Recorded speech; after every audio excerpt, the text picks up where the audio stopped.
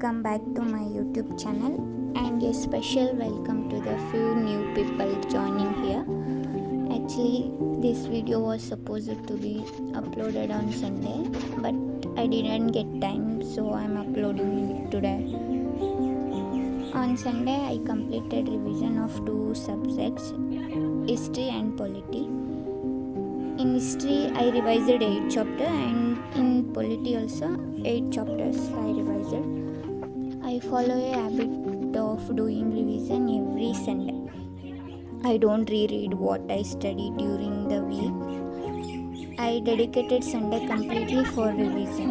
ನಾನು ವೀಕ್ಲಿ ಏನು ಓದಿರ್ತೀನಿ ಅದನ್ನು ವೀಕೆಂಡಲ್ಲಿ ರಿವಿಷನ್ ಮಾಡ್ತಾ ಹೋಗ್ತೀನಿ. ಓದಿರೋದನ್ನೇ ಮತ್ತೆ ಆ ವೀಕ್ ಡೇಸಲ್ಲಿ ಓದಕ್ಕೆ ಹೋಗಲ್ಲ. For example, if I study on chapter while working, I listen to classes related to that topic.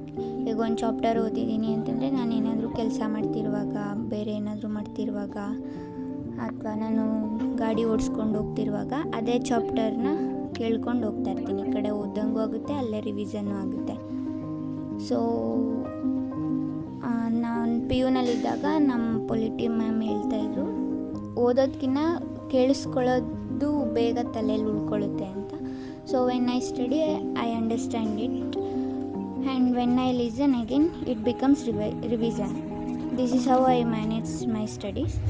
Earlier, polity used to be a very difficult subject for me, especially during my PU days.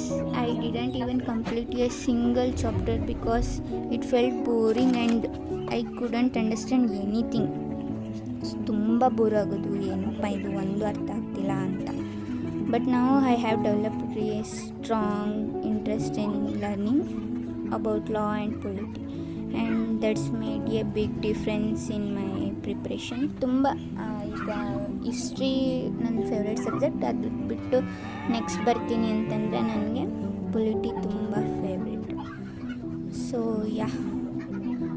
ಈ ಥರ ನಾನು ಓದೋದು. ಬೇರೆಯವ್ರಿಗೆ ಗೊತ್ತಿಲ್ಲ ನನಗೆ ಹೇಗೆ ಓದ್ತಾರೆ ಅಂತ.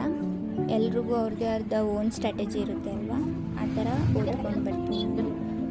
8 ಸಬ್ಜೆಕ್ಟ್ ರಿವಿಷನ್ ಮಾಡ್ತೀನಿ. ಲೈಕ್ ಈಗ ನನಗೆ ಓದಿರೋದು ಕೆಲವೊಂದು ನೆನಪಿಲ್ಲ ಅಂತಂದರೆ ಅಲ್ಲಲ್ಲೇ ಬರೆದು ನನಗೆ ಓದೋದಕ್ಕಿಂತ ಜಾಸ್ತಿ ಒಂದೆರಡು ಸರಿ ಬರೆದ್ರೇ ಲಾಂಗ್ ಟೈಮ್ ತಲೆಯಲ್ಲಿ ಉಳ್ಕೊಳ್ಳುತ್ತೆ.